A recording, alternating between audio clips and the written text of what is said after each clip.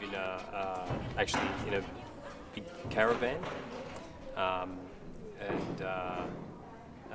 but it's at a house, and we've just moved just before we came over here, so things have changed for us. We've still got to set things up, but you know, we try to eat quite well, and we try to I guess have a small footprint, have a low impact on our environment.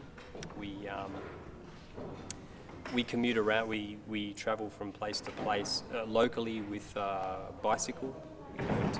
We don't have a car, and of course we practice. We have to train. I started training with an old Australian acrobat when I was 11. I think I was 11 years old, and I was a part of a children's circus, a small children's circus, and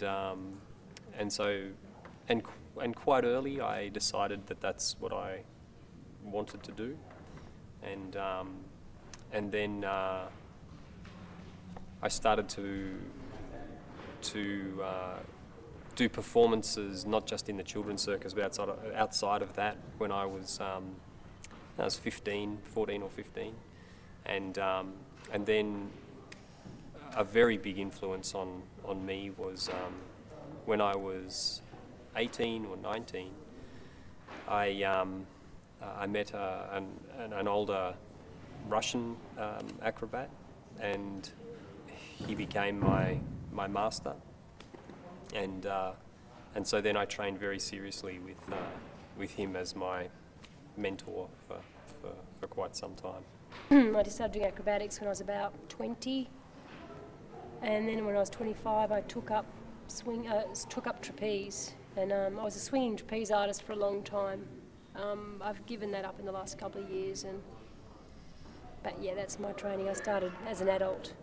Well, of course we have, you know, some principles. In fact, we have a lot of ideas about what's the right thing to do. But in this show, we kind of laugh about the fact that we think we know what's right, and you know, that we reckon we know what everyone else should be doing, and we have a bit of a laugh about being these kind of people who have strong ideas, who want to get everyone else to think the same way as us. So yeah, we do have principles, but in the context of this show, we sort of laugh about that fact that, you know, we are out there trying to tell people what to do. We do believe in the things that we're representing in the show. We truly do believe them, but we recognise that it's funny that we're telling other people that they should believe them. But we do believe that they should believe them. It's just that we know that it's a bit wrong to think that you know what's best for other people.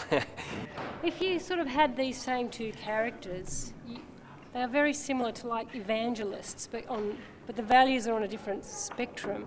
And when I see an evangelist, I'm like, oh, that's sort of... it's repulsive. It's repulsive, yeah. You know, when you see these people who get up on a pedestal and they tell everybody about how, you know, to be good Christians or whatever, you know, good in the eyes of God, you know, I just find that slightly scary. And it's not actually that far removed from what we're sort of doing in the show in a way. So it's just highlighting that sort of